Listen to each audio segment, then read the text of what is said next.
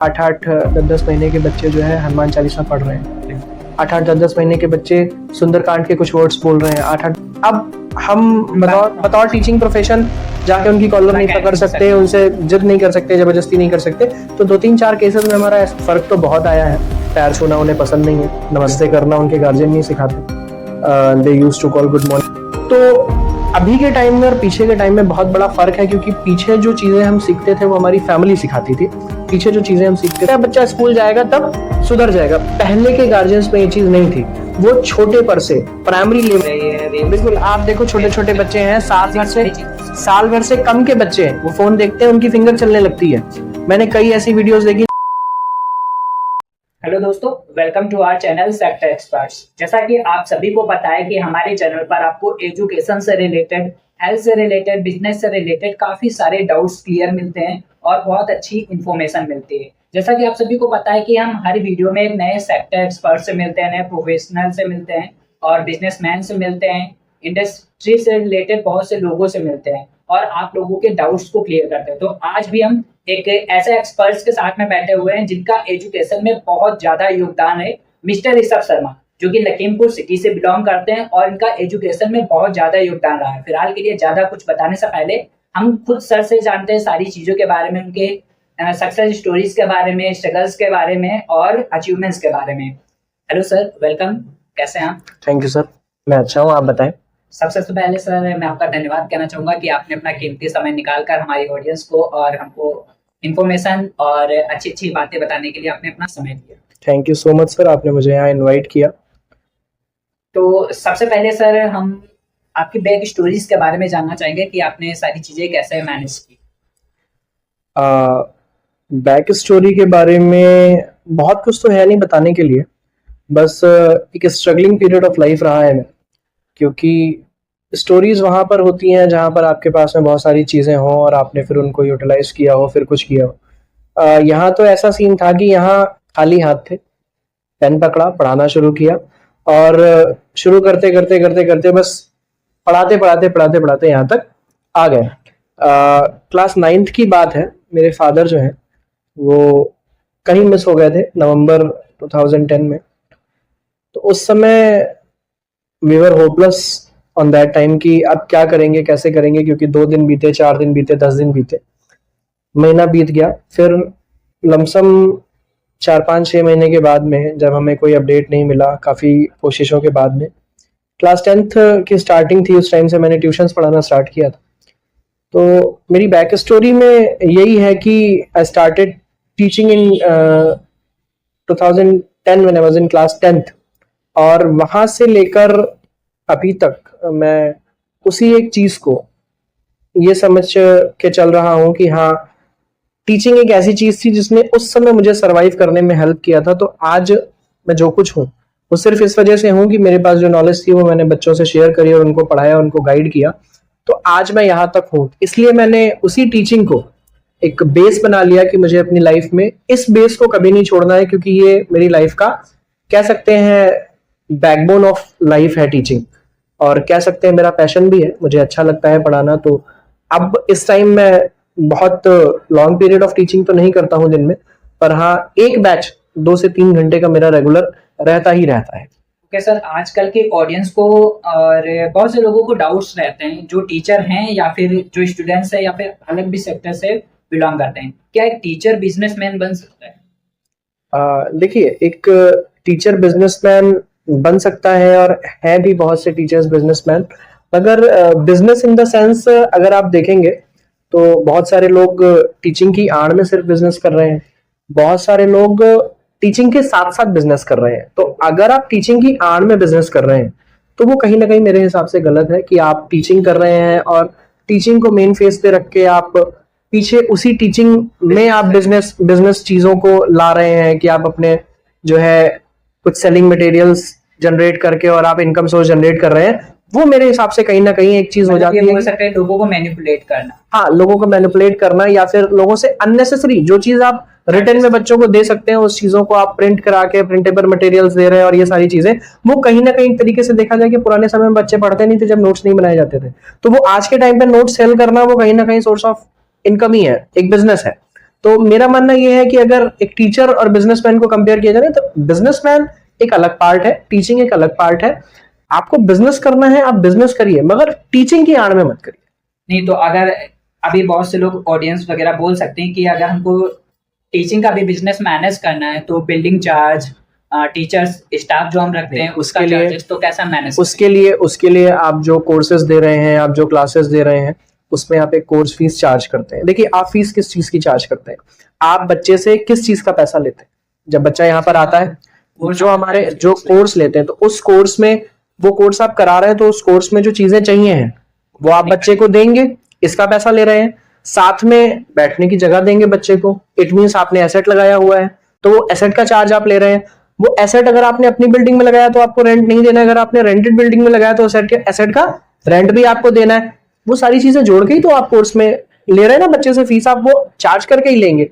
तो कहीं ना कहीं जो भी कोर्सेज फीस होती है ना, इसके अतिरिक्त जब बच्चा ज्वाइन कर लेता है, फिर आप उससे कहते हैं कि आपको ये खरीदना पड़ेगा, आपको वो खरीदना पड़ेगा। बच्चा जब स्टूडेंट आया तो कोर्स की फीस तो दी, बाद में अलग कोई चार्जेस दे रहा है। स्टूडेंट बाद में प्रॉब्लम्स क्लियर करते हैं बोलते तो बोलते हैं कि स्टाफ का या फिर नहीं, वो चीजें गलत है, नहीं करना चाहिए, हम लोग नहीं करते हैं, हमारे इंस्टीट्यूट्स में नहीं होता है। अगर बात करें सर आपके सोर्स ऑफ इनकम की, तो प्रेजेंट टाइम में आपके सोर्स ऑफ इनकम क्या? ऑन कैमरा या on camera? Okay, present time में मेरे जो सोर्स ऑफ इनकम है बहुत ज़्यादा तो नहीं है। एक मेरा इंस्टीट्यूट है जिसके बारे में आपने बताया, British foundation spoken English institute इन लखीमपुर। आपके डिस्ट्रिक्ट का एक नंबर 1 इंस्टीट्यूट है जो कि 2019 से near Guru Nanak inter college run हो रहा है। उससे पहले लाला काशीनाथ सेठ ज्वेलर्स के पास में था। तो अभी क्या है, मेरा जो मेन सोर्स ऑफ इनकम है वो ब्रिटिश फाउंडेशन है। उसके अलावा अभी मैंने रिसेंटली एक प्री प्राइमरी स्कूल सेटअप किया है, एक छोटा सा स्कूल है जहाँ पर हमारे नर्सरी केजी प्री प्राइमरी के बच्चे पढ़ रहे हैं। तो एक वो छोटा सा स्टार्टअप मैंने भी किया है, उसको मैं ये मानता हूँ कि अभी उसमें मैं इन्वेस्ट ही कर रहा हूँ, आने वाले समय में शायद वो मेरा सोर्स ऑफ इनकम बने। उसके अलावा एक छोटी सी इवेंट मैनेजमेंट कंपनी जो कि मैंने 2018 में स्टार्ट की थी, जिसका लखीमपुर में मुझे कोई रिजल्ट अच्छा नहीं मिला, पर लखनऊ में कुछ इवेंट्स में प्लान करता हूँ जिसमें मेरी 4-5 लोगों की टीम वहाँ पर हैंडल कर रही है। तो अभी ये 2 ही 3 मेरे एसेट्स हैं। ब्रिटिश फाउंडेशन की हमारी मल्टीपल ब्रांचेस हैं जो कि 3-4-5 डिस्ट्रिक्ट्स में है। उसके अलावा स्कूल और एक इवेंट मैनेजमेंट कंपनी। जैसा कि आपने अभी बताया कि सिटी में जो आपका इवेंट मैनेजमेंट का बिजनेस था वो अच्छे से रन नहीं हो पाया, तो इसमें क्या प्रॉब्लम्स आपको फेस करनी पड़ी? देखिए, इवेंट मैनेजमेंट एक ऐसी चीज होती है जिसमें आपको सामने वाले से बल्क में पैसा लेना होता है, क्योंकि आप उसकी पूरी चीजों को अरेंज करते हैं। तो ये बड़ी सिटीज में जैसे लखनऊ है, दिल्ली है, मुंबई है, या आपके कई अलग शहर हैं, वहां पर क्या होता है, इंसान बहुत बिजी है, उसके पास में टाइम नहीं है, उसके पास में ये नहीं है कि हाँ वो जाके फूल वाले से खुद बात करे, वो जाके खाने वाले से खुद बात करे, वो जाके गेस्ट हाउस वाले से बात करे। तो वहां पर वो क्या सोचते हैं कि हमारा 2-4 हजार रुपए एक्स्ट्रा जा रहा है तो जाने देते हैं, हम उसको भाई हम भी तो उसी में से बचाएंगे। इवेंट मैनेजमेंट का जो काम करते हैं उनको वर्कर का चार्ज उसी में से निकालना है, जो वो आपसे ले रहे हैं उसी में से उनको वर्कर का चार्ज निकालना है। तो कहीं ना कहीं आप खुद जाओगे, आप खुद का टाइम दोगे, आप खुद का पेट्रोल खर्च करोगे, उससे इसमें थोड़ा तो फर्क आएगा। भाई अगर आपके जाने में 8 लग रहा है तो इसमें 10 लगेगा, मगर आपको मैन पावर में कुछ नहीं करना है। आप शाम को आए अपनी पार्टी में, पॉकेट में हाथ डाल के खड़े हैं, आप टेंशन फ्री हो जाते हैं। आप बिल्कुल भी ये नहीं सोचना है मेरे सारे काम कैसे होंगे। तो उस चीज को मैनेज करने के लिए एक चार्ज होता है। जैसे कोई गेस्ट हाउस है, अब हम जब बल्क में पैसा लेते हैं तो इंसान को लगता है हमारा पैसा बहुत जा रहा है। और जो लखीमपुर है ना सिटी, अभी अंडर डेवलपिंग है, हम कह सकते हैं, अभी बहुत उस तरीके से डेवलप नहीं हुआ है और अभी लोगों के पास में टाइम है, तो they prefer to visit by own self, कि हाँ वो खुद जाकर चीजों को अरेंज कर सकते हैं। देखा भी मैंने, किया भी, ट्राई भी किया, मैन पावर भी लगाया, और उसके बावजूद ये रिजल्ट आया कि हाँ काम होने के बाद में मेरा काफी पैसा अटक गया, मुझे पैसा नहीं मिल पाया, तो फिर मैंने उसको यहाँ पर चलाना बंद कर दिया। लखनऊ में ऐसा नहीं है, वहां पर जब हमें चीजें मिलती हैं तो वहां पर क्या होता है, इंसान इतना बिजी है कि उसको खुद में इतना टाइम नहीं है कि वो चीजें मैनेज कर सके, तो उसको लगता है कि हाँ वी आर हेल्पिंग देम।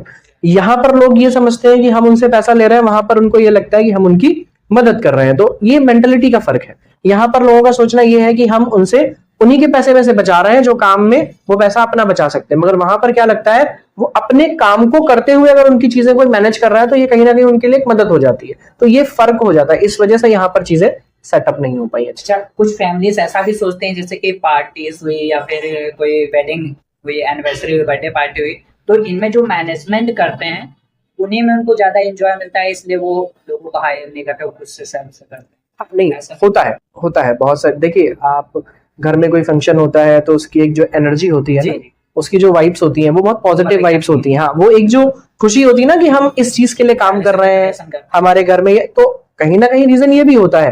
पर यहाँ पर मेरे बिजनेस का रन ना होने का जो पर्पस था वो ये था कि कहीं ना कहीं हमने बुकिंग्स ली, हमने काम किया, उसके बाद में हमारा पैसा अटक गया। लोगों का कहना हुआ कि हाँ, ये चीज तो इतने में भी हो जाती है, तो थोड़ा सा एडजस्ट करिए।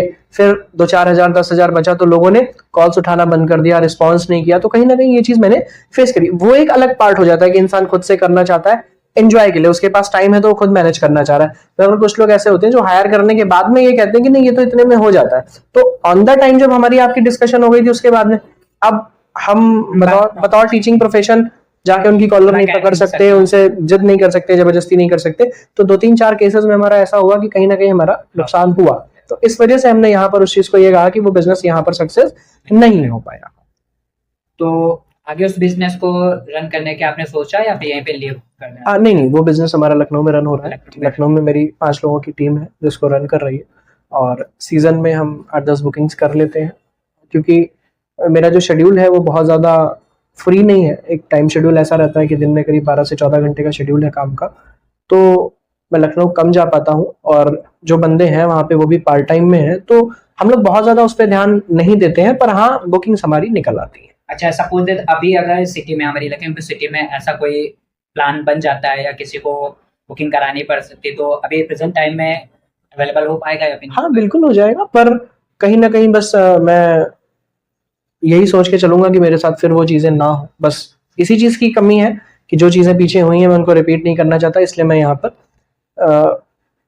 फोकस नहीं कर रहा हूँ, या कह सकते हैं मैं उसके लिए मार्केटिंग नहीं कर रहा हूँ कि हाँ, कि हम कर रहे हैं और हम कराते हैं। मतलब क्योंकि आप अवेलेबल करा देंगे ऑनलाइन? हाँ, अगर बिल्कुल, किसी को कोई जरूरत है, बिल्कुल। तो अगर आप लोगों को किसी को भी ऐसी कोई जरूरत पड़ती है तो मैं सर का कॉन्टैक्ट नंबर शेयर कर दूंगा डिस्क्रिप्शन में, या फिर मेल वगैरह शेयर कर दूंगा, आप लोग कॉन्टैक्ट कर सकते हैं। हाँ, बिल्कुल, लखीमपुर में आपको फैसिलिटीज मिल जाएंगी, नो डाउट्स।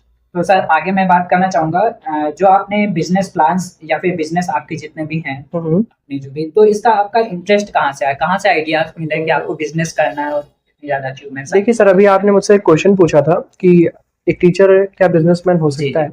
तो मेरा जो टीचिंग प्रोफेशन है, टीचिंग प्रोफेशन कह सकते हैं कि एक टाइम पे, जब मैंने अभी आपसे शेयर किया था कि मैंने टीचिंग कब स्टार्ट करी, कैसे स्टार्ट करी, किन परिस्थितियों में स्टार्ट करी, तो कहीं ना कहीं टीचिंग को मैं ये मानता हूँ कि वो मेरी और मेरी फैमिली की बैकबोन है, जिसकी वजह से मैं आज खड़ा हूँ।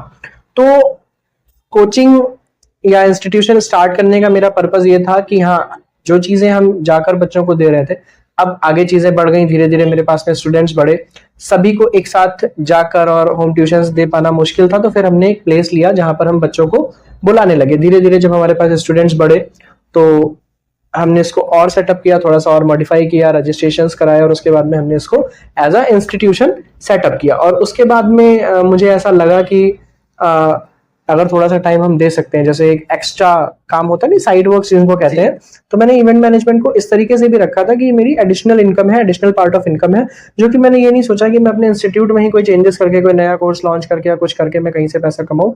इसलिए मैंने ये जो अनदर बिजनेस था, क्योंकि वो एक ऐसा बिजनेस था जो सीजनल होता है, जिसमें अगर मैं 2-3-4 लोगों की टीम लगा देता हूं तो मुझे सिर्फ चीजों को ऑब्जर्व करना है, बाकी का काम हमारे लड़के कर सकते हैं। इस वजह से मैंने एक साइड बिजनेस को भी स्टार्ट किया था। बाकी इंस्टीट्यूट को तो मैं वहां से लेके आया हूँ जहां से मेरी लाइफ खत्म हो रही थी, तो इसको मैं वहां तक लेके जाऊंगा जहां पे मेरी लाइफ खत्म हो। इंस्टीट्यूट और एजुकेशन लाइन मुझे नहीं छोड़नी है, क्योंकि मैं जो हूँ वो आज एजुकेशन की वजह से ही हूँ, टीचिंग की वजह से। मतलब आपका ये कि हम कोई भी बिजनेस स्टार्ट कर सकते हैं, कुछ भी छोटा बड़ा नहीं रहता है। हाँ, लेकिन आप बिल्कुल। एजुकेशन से जुड़े रहेंगे, जुड़े रहेंगे। बिल्कुल बिल्कुल, मैं टिल लास्ट में एजुकेशन से जुड़ा हूँ। फिर अगला सर आपसे मैं क्वेश्चन पूछना चाहूंगा, जैसा कि आपने बताया कि आपका इंस्टीट्यूट भी है, इवेंट मैनेजमेंट का बिजनेस भी था, और मतलब है, और स्कूल भी आप एक रन कर रहे हैं, तो स्कूल की क्या स्ट्रेटेजी, कैसा आपने सोचा, और इसके बारे में स्कूल के लिए सर, मैं मेरी जो लोकेलिटी है, मैंने जो स्कूल है वो एक बड़ी प्राइमरी लोकेशन पे, मतलब कह सकते हैं कि पुअर लोकेशन पे स्टार्ट किया, जहाँ पे बच्चे दूर जाना प्रेफर नहीं करते, गार्जियंस दूर भेजना नहीं चाहते बच्चों को। और बहुत बेसिक फीस पे, ये समझ लीजिए कि मैं 300-200 रुपए पर मंथ की इंग्लिश मीडियम की फीस ले रहा हूँ उनसे। और जो कि अगर आप इंग्लिश मीडियम स्कूल्स के बारे में देखेंगे तो 1800 रुपए 2000 रुपए बच्चों की बेसिक फीस होती है। 200-300-400 रुपए ट्यूशन फीस से भी कम फीस में हम बच्चों को पढ़ा रहे हैं। और स्कूल का जो पर्पस था, मैंने बच्चों को देखा, जैसे मैं कभी शाम को फ्री होता हूँ तो घर के बाहर निकला, थोड़ा सा घूमा टहला, पार्क वगैरह गया, तो जो आसपास की लोकेलिटी के बच्चे थे वो पढ़ने तो कॉन्वेंट स्कूल्स में जा रहे हैं, अच्छे अच्छे स्कूल्स में जा रहे हैं, पर क्या हो रहा है कि उनका बस ये है कि हाँ उनको चीजें रटाई जा रही हैं।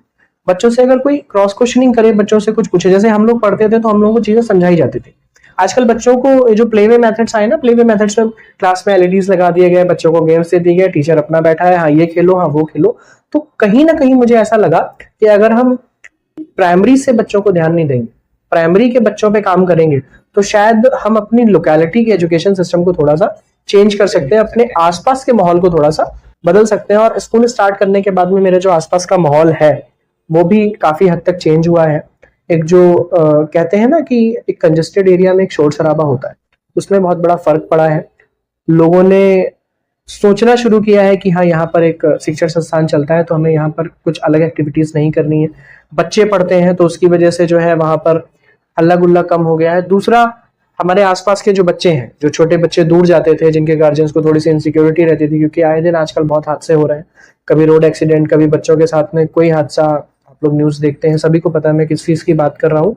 तो उनको क्या है, वो अपने घर, अपने सामने बच्चे को घर से 10 कदम 20 कदम पे भेज के जाते हैं और लेके जाते हैं, तो बिल्कुल सेफ फील करते हैं। और दूसरा, उनका एक कन्वेंस भी बच जाता है।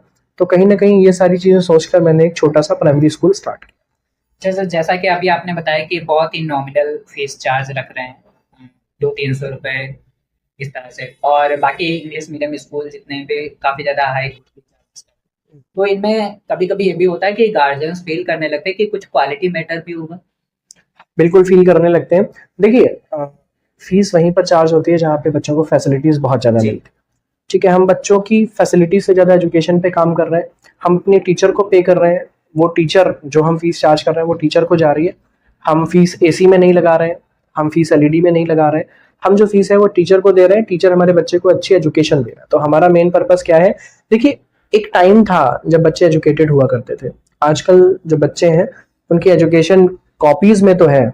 आप बड़े बड़े लोगों को देखते हैं, आपने देखा होगा कि उस पद पे है बंदा और उसको अपने देश का प्रधानमंत्री का नाम नहीं पता है। तो this is the time of education system now days.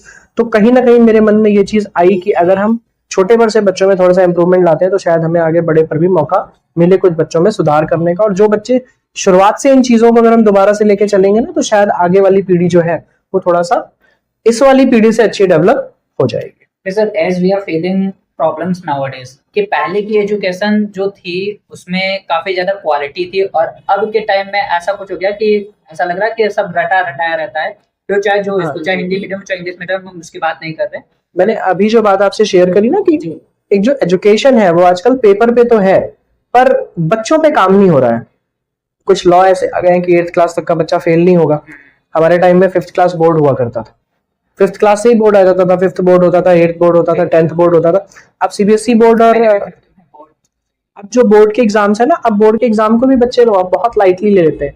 Board का एग्जाम बच्चों को लगता ही नहीं बोर्ड का एग्जाम है। बच्चे बोर्ड के एग्जाम में बेहोश हो जाते थे, टाइम था बच्चे बोर्ड के एग्जाम में बेहोश हो जाते थे। तो एजुकेशन सिस्टम में ना बड़े जो चेंजेस हुए ना कि अब बच्चा फेल नहीं हो सकता, बच्चे पे सख्ती नहीं हो सकती, बच्चे को मारा नहीं जाएगा, ये चीजें जो है मुझे कहीं ना कहीं पर्सनली ऐसा लगता है कि हम अपनी जनरेशन को, हम अपने आगे आने वाली पीढ़ी को और कमजोर कर रहे हैं। पहले का बच्चा, आप देखो कि पहले जो आज जो लोग अच्छे अच्छे पदों पे बैठे हैं वो उस समय से पढ़ के आए हैं जिस समय हम लोग पढ़ते थे। और आज का बच्चा आप देखो कि वो जाता है, इंटरव्यू देता है, उससे सवाल कुछ पूछा जाता है, जवाब वो कुछ देता है। बहुत सारी ऐसी खबरें हम अखबार में पढ़ते हैं, पेपर की कॉपीज आपको मिलती हैं, आप देखते हो कि हाँ सवाल ये लिखा था और बच्चे ने उस पर जो है शायरी जैसी लाइन लिख दी। तो कहीं ना कहीं ये वही है कि बच्चों के अंदर अब एजुकेशन बची नहीं, या उनको एजुकेशन प्रॉपर मिल नहीं पा रही है। अच्छा सर, इसके बारे में अगर हम बात करना चाहें तो अगर बात करें हम स्टूडेंट्स के बिहेवियर, मैनर्स पे, डिसिप्लिन पर, तो तब के टाइम में और अब के टाइम में क्या डिफरेंस आया है? देखिए, now people are living in western culture, so फर्क तो बहुत आया है। पैर छूना उन्हें पसंद नहीं है, नमस्ते करना उनके गार्जियन नहीं सिखाते, they used to call good morning good evening. Hi hello, shake hand, bye bye tata. जो संस्कार होते हैं ना वो हमें घर से मिलते हैं। जिन्होंने, जो आज की पीढ़ी है, जो हम और आप हैं, या हमारे आगे की जो जनरेशन है, उसमें जिन्होंने अपने ग्रैंड पेरेंट्स के साथ में टाइम स्पेंड किया है, उन्हें तो पता है पैर छूने का मतलब क्या है, आशीर्वाद लेने का मतलब क्या है। जिनके ग्रैंड पेरेंट्स नहीं है, या जिन्होंने अपने ग्रैंड पेरेंट्स के साथ टाइम स्पेंड नहीं किया है, उनको संस्कारों की कहीं ना कहीं कमी रहेगी, और आने वाले समय में ये और कम होता जाएगा। क्योंकि जैसा कि मुझे लगता है, हम और आप शायद वो आखिरी जनरेशन है जिनके मदर फादर के सोशल मीडिया अकाउंट्स नहीं है, है ना। अब के टाइम में देखा जाए तो कोई ऐसा है ही नहीं। 4th 5th 6th क्लास के बच्चों के सोशल मीडिया अकाउंट्स हैं। तो आने वाली जनरेशन में everything is dependent to social media. और सोशल मीडिया क्या नॉलेज देता है, कैसी नॉलेज देता है, रिस्पेक्ट करना सिखाता है, डिसरिस्पेक्ट करना सिखाता है, वो आप सब अवेयर हैं, मुझे कुछ भी कहने की जरूरत नहीं है। तो अभी के टाइम में और पीछे के टाइम में बहुत बड़ा फर्क है, क्योंकि पीछे जो चीजें हम सीखते थे वो हमारी फैमिली सिखाती थी। पीछे जो चीजें हम सीखते थे वो हमारा परिवार सिखाता था, सोसाइटी सिखाती थी। आज के टाइम में हमारी सोसाइटी वल्गैरिटी सिखाती है। आज के टाइम में हमारी सोसाइटी जो है वो सामने वाले को नीचा दिखाना सिखाती है।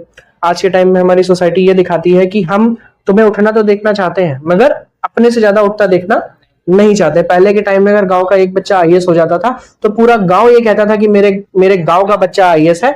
आज अगर आपसे पूछा, अरे हाँ वो वहां आईएएस है। तो this is the change in the society and the mentality of people nowadays.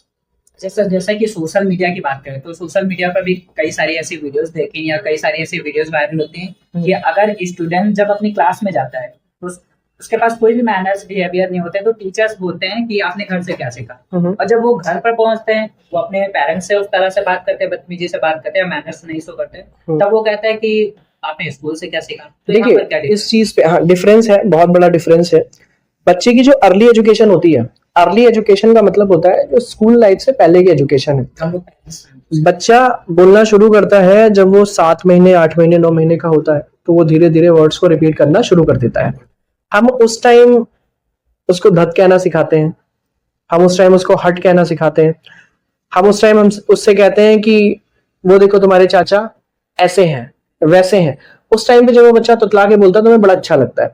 फिर धीरे धीरे हम उस चीज को, उसकी आदत बना देते हैं। फिर जब बच्चा साल भर का होता है, 1.5 साल का होता है, तब हम उसे डांटना शुरू करते हैं। पहले हमने उसको सिखाया, अब हम उसे डांटते हैं। हम घर पे इस चीज का ध्यान ही नहीं देते कि हमारा बच्चा क्या कर रहा है, क्या नहीं कर रहा है, क्या बोल रहा है, क्या नहीं। हमें ये लगता है बच्चा स्कूल जाएगा तब सुधर जाएगा। पहले के गार्जियंस में ये चीज नहीं थी। वो छोटे पर से, प्राइमरी लेवल से, अर्ली एजुकेशन लेवल से ही बच्चों को वो चीजें सिखाते थे जो आने वाले समय में, हमारे टाइम में जब हम लोग पढ़ते थे तो 2.5 साल 3 साल में स्कूल में एडमिशन हो जाया करता था।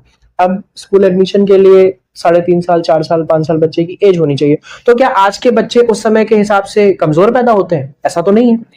आज के टाइम में बच्चे का डेवलपमेंट चेंज हो गया है। बच्चे को डेवलप नहीं किया जा रहा उस हिसाब से जिस हिसाब से पहले के समय में किया जा रहा था। बिल्कुल, जैसा कि बोल सकते हैं अभिमन्यु ने जो चक्रव्यूह वेदना सीखा वो माँ की अपनी कोख से ही सीखा। तो क्योंकि उन्होंने उनको सिखाया था, उनके जब पिताश्री जब अभिमन्यु के माँ जी को बता रहे थे तभी उन्होंने कोख में सीख लिया था। लेकिन आज की जो जनरेशन है वो अभी से रील स्वीप कर रही है। बिल्कुल, आप देखो छोटे छोटे बच्चे हैं, साल भर से कम के बच्चे हैं, वो फोन देखते हैं, उनकी फिंगर चलने लगती है। मैंने कई ऐसी वीडियोस देखी जिसमें बच्चे सोते सोते फिंगर्स चला रहे हैं। तो ये कहीं ना कहीं आजकल आप देखो, बच्चा रो रहा है, फोन पकड़ा दिया। बच्चा रो रहा है, बाहर ले जाओ, घुमाओ, टहलाओ, थोड़ा सा उसके साथ में इंटरेक्ट करो, देखो बच्चा फोन देखेगा ही नहीं। आप बच्चे के सामने, बच्चा बगल में बैठा है, आप रील देख रहे हैं, आप बच्चे के सामने फोन ऑपरेट, भाई जो आप करोगे बच्चे वही करेंगे, जो हम बोलेंगे बच्चा वही रिपीट करेगा। तो सर आपके अकॉर्डिंग जो बच्चे होते हैं तो उनकी एजुकेशन किस एज से स्टार्ट करते हैं? बच्चों की एजुकेशन मेरे हिसाब से 8 महीने से स्टार्ट कर देना चाहिए।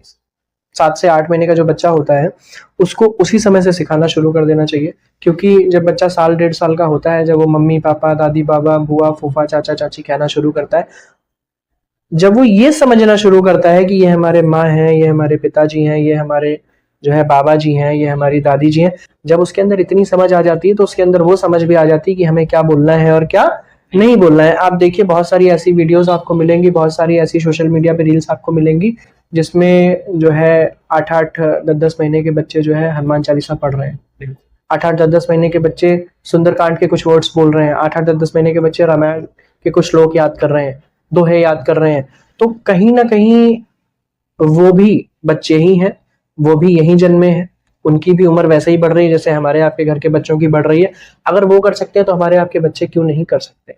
ये डिपेंड करता है कि आप उनको क्या सिखा रहे हैं, शुरुआत से आप उनकी परवरिश कैसी कर रहे हैं। तो कहीं ना कहीं उनकी परवरिश का जो समय है वो आप 8 महीने तक के बच्चे को गोद में लेकर खाने पीने और सारी चीजों से परवरिश करें, मगर 8 महीने का जब बच्चा हो जाए, जब वो धीरे धीरे बोलना शुरू करने लगे, वो समझना शुरू करने लगे, उसी वक्त से उसकी एजुकेशन को शुरू कर। और लोगों के बहुत से ऐसे भी डाउट्स रहते हैं, जैसे कि आपने बताया कि 8 मंथ से 8 मंथ से एजुकेशन स्टार्ट कर देनी चाहिए। बहुत से लोगों को सोचना है कि अभी बच्चे की खाने खेलने की उम्र है। बहुत से, जैसे कि अगर बोला जाए कि लोगों को बच्चों को धार्मिक ग्रंथ पढ़ाइए, उनको समझाइए। कुछ बोलते हैं कि एजुकेशन में जो आपकी एजुकेशनल बुक्स होती हैं उनको पढ़ाइए।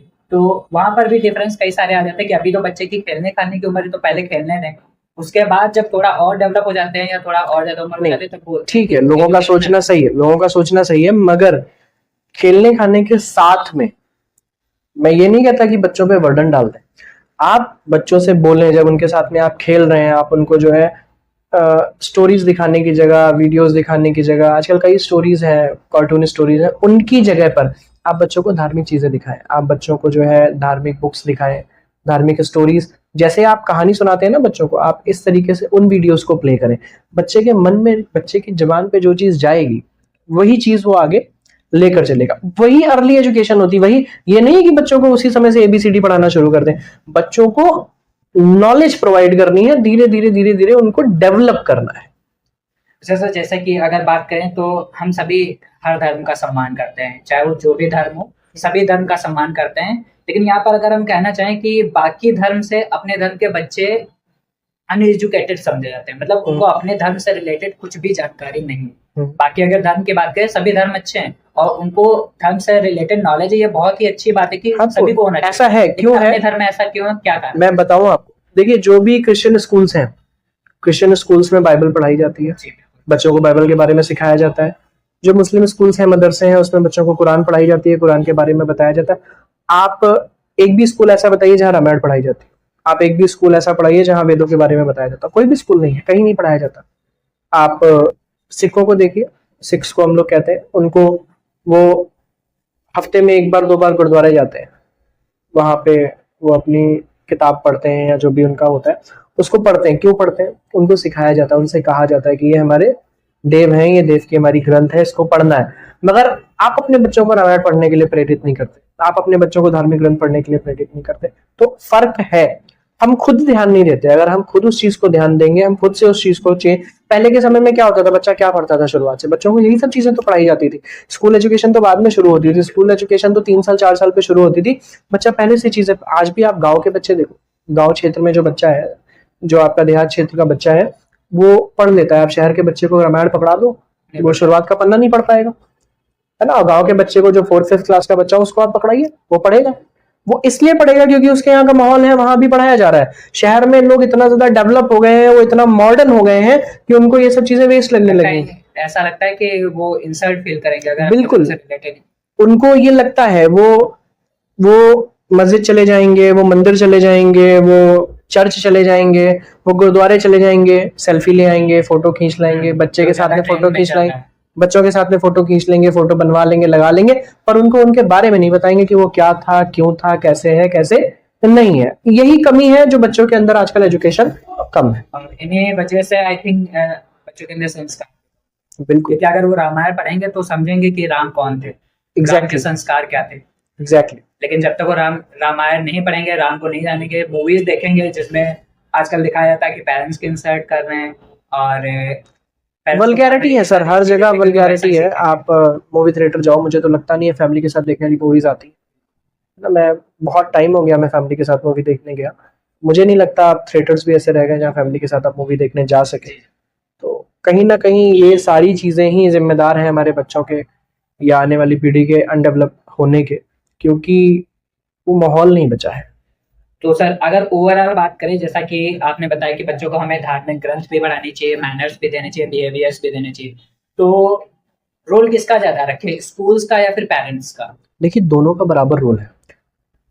पेरेंट्स का रोल शुरुआत में ज्यादा है, बाद में आधा है। हाँ, स्कूल में बच्चे ने क्या पढ़ा, कितना पढ़ा, घर आके ट्यूशन टीचर की जिम्मेदारी है, माँ बाप की जिम्मेदारी नहीं है। आज के समय की मैं बात कर रहा हूं, बच्चा स्कूल से आता है, ट्यूशन टीचर आ गया, बैग लेके भेज दिया, मदर को फादर को ये नहीं पता बच्चे की डायरी में नोटिस क्या आई थी, ट्यूशन टीचर बताता है। ट्यूशन टीचर सुबह सुबह फोन करता है, अरे आज तो बच्चे की ये बुक जानी थी, क्या आपने दी है? नहीं, आपने देखा था, आपने किया होगा, आपने बताया होगा। तो आजकल गार्जियंस इतना जिम्मेदार है ही नहीं, उनको ये पता ही नहीं हमारे बच्चे को होमवर्क क्या मिला था। देखिए डेली चेक करना चाहिए। डेली, तो वही मैं कह रहा हूं कि पहले जब तक बच्चा स्कूल नहीं जा रहा है तब तक पूरी जिम्मेदारी गार्जियन की है, उसके बाद आधी जिम्मेदारी गार्जियन की है कि स्कूल से क्या मिला है, क्या किया है, क्या करना है। पीटीएम में ट्यूशन टीचर को भेज देते हैं, आपने देखा होगा बहुत सारे टीचर्स अपने बच्चों की ट्यूशन के जो टीचर्स हैं वो पीटीएम अटेंड करने जाते हैं। गार्जियन के पास इतना टाइम नहीं अपने बच्चे की पीटीएम, अपने बच्चे का स्कोर कार्ड लेने जा सके, क्यों पढ़ा रहे हैं बच्चों। फिर रिजल्ट ये निकलता है कि बच्चे और पेरेंट्स अलग अलग होंगे, बिल्कुल सेपरेट हो जाते हैं। बच्चा 7th 8th क्लास के बाद ये सोचता ही नहीं, बच्चे को लगता है मुझे जो कुछ पढ़ा रहे हैं मेरे टीचर पढ़ा रहे हैं, मम्मी पापा को पता ही नहीं है, वो जानते ही नहीं है, वो शेयर ही नहीं करता। कि ना उनको मैनर सिखाने से मतलब ना बिहेवियर। बाद में जब पेरेंट्स बोलते हैं कि हमारे बच्चे हमसे अलग हो रहे हैं, कैसा इन्होंने पढ़ाई की है, बाद में वो सिस्टम को दोष देते हैं, बिल्कुल, या लोगों को, पड़ोसी को। अगर इंसान ये चीज समझ ले कि मेरा बच्चा स्कूल से आया है, मुझे उसकी डायरी चेक करनी है डेली, चाहे बच्चा 6 का हो, 7th का हो, 8th का हो, 9th का हो, 10th का हो, नई डायरी चेक करनी है, उससे मुझे कन्वर्सेशन करनी है। आप अपने बच्चे से 1 घंटे का समय डेली लें, आप अपने बच्चे को 1 घंटे का समय डेली दें, देखिए आप कैसे उससे आगे कनेक्ट होते चले जाएंगे, और वो जितनी चीजें हैं वो आपसे खुद ब खुद शेयर करेगा। आपको सोचना नहीं पड़ेगा हमारा बच्चा हमसे चीजें शेयर क्यों नहीं कर रहा। मतलब जब तक ऐसा नहीं होता हम बोल सकते हैं कि आप बच्चे को अपने पढ़ा तो रहे, लेकिन एक तरह से आप अपने बच्चों के साथ धोखा कर रहे हैं, टाइम नहीं दे रहे हैं उनको, धोखा कर रहे हैं। ठीक है, तो सर काफी अच्छा लगा आपसे बातचीत कर कर, और आई होप कि ऑडियंस को भी काफी अच्छा लगा होगा, बहुत से डाउट्स क्लियर होंगे, बहुत से अच्छी इन्फॉर्मेशन आपको भी मिली होगी। ऐसे जुड़े रहिए हमारे साथ, और बहुत से एक्सपर्ट्स लोगों से मिलेंगे। बाकी अगर सर कुछ कहना चाहते हैं तो। नहीं, बस थैंक यू सो मच, मुझे जो कहना था वो मैंने कह दिया। बाकी मैं यही चाहूंगा, अगर ये वीडियो लोगों तक जाएगी, जो लोग इस वीडियो को देखेंगे, तो अगर मेरी कोई बात किसी को खराब लगी हो तो मैंने किसी की पर्सनल इमोशन को टच करने के लिए कोई बात नहीं कही है। मैंने जो बात कही है वो कहीं ना कहीं जो मैंने फील किया है, जो आज की सोसाइटी है, जो सोसाइटी से ऑब्जर्व हुआ है, मैंने वो बातें कही हैं, और कहीं ना कहीं वो सच है। अगर आप बैठकर उसको समझेंगे, देखेंगे, आप अपने ही सराउंडिंग की, अपने आसपास की चीजों को ऑब्जर्व करेंगे ना, अपने बच्चों के साथ या बच्चे अपने गार्जियन के साथ, तो वो माहौल निकल के आएगा जो मैंने भी डिस्कस किया। कहीं ना कहीं वो माहौल आपको फील होगा कि हाँ चीजें ऐसी हैं। तो अगर हम उन चीजों को बदले ना तो हम पूरी सोसाइटी को बदल सकते हैं। बिल्कुल, जैसा कि हम लोगों ने बात भी की, तो किसी भी धर्म से रिलेटेड बात ऐसा नहीं कि किसी को हर्ट फील हो, सभी धर्म से रिलेटेड अगर ऐसा है तो उनको आप सुधारने की कोशिश करिए। एजुकेशन सिस्टम में आपको लग रहा है कि सिस्टम के द्वारा ऐसा, या फिर पेरेंट्स के द्वारा, जो भी आपको फील लग रहा है, आपको लग रहा है कि आप ठीक है अपनी जगह पे, सिस्टम में प्रॉब्लम है, तो आप उसके लिए भी आवाज उठाइए, क्योंकि जब तक आप आवाज नहीं उठाएंगे तब तक कुछ भी नहीं होगा। आपको एक्शन लेना पड़ेगा। अगर आपको लग रहा है कि सिस्टम ठीक है, हमारे अंदर कुछ कमियां हैं, तो आप भी अपने बच्चों को टाइम दीजिए उस हिसाब से। अदरवाइज आप धोखा कर सिर्फ पढ़ाते रहोगे, उनको एजुकेशन तो मिलेगी, सिर्फ किताबी ज्ञान मिलेगी, संस्कार उनको नहीं मिलेंगे। तो आई होप कि ये वीडियो आपको बहुत ज्यादा हेल्पफुल लगी होगी, और इस वीडियो को लाइक करिए, सभी के साथ में शेयर करिए, इतना ज्यादा शेयर करिए कि सभी तक ये वीडियो पहुंचे।